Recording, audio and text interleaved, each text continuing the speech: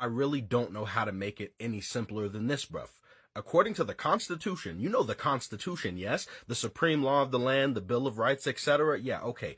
Article 1, Section 10 of the Constitution says that no state can make their own money, emit bills of credit, and make anything but gold and silver payment for debts. When you go to the store, last time I checked, are you buying your groceries with gold and silver? Are you paying your Netflix bill with gold and silver? No, you're not. All right.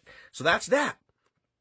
But you're supposed to, according to the Constitution. They can't emit a bill of credit. You know what a bill of credit is? It's a Federal Reserve note. It's a dollar bill. That is a 1, a 5, a 10, a 20, and a $100 bill. And all the money sitting in your bank account is a digital version of a Federal Reserve note. There's supposed to be an actual dollar bill for every dollar bill in your bank account. But that's a bill of credit. It's a debt note. You can't pay a debt with the debt. According to the Constitution, you can only pay debt with gold and silver.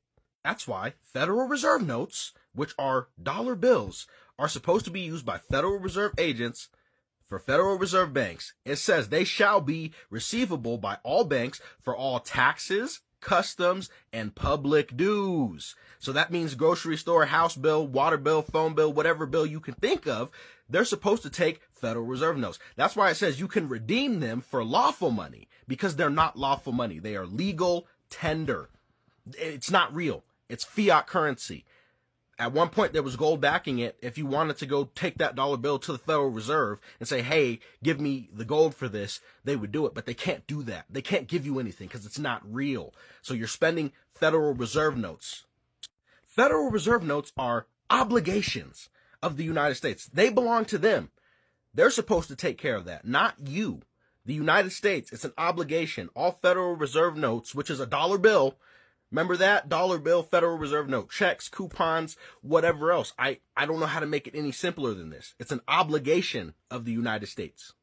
And when we went off the gold standard in 1933, every obligation before this act and after this act were passed, whether or not it contains a clause that says you have to pay in gold and silver. And the clause that says you have to pay in gold and silver is the Constitution. So that's everything. But they declared it to be against public policy and said, nah, you can't do that. So we're going to discharge everything. Get rid of it. Dollar for dollar in any coin or currency, which at the time you used to pay debts. That's a Federal Reserve note. In our time, we use a Federal Reserve note to pay debts. You see what I'm saying? That's what we use. So it's discharged. You don't have, it's already been paid for. It's an obligation of the U.S. There's not real money. It's not real. Is that simple? I can't make it any simpler.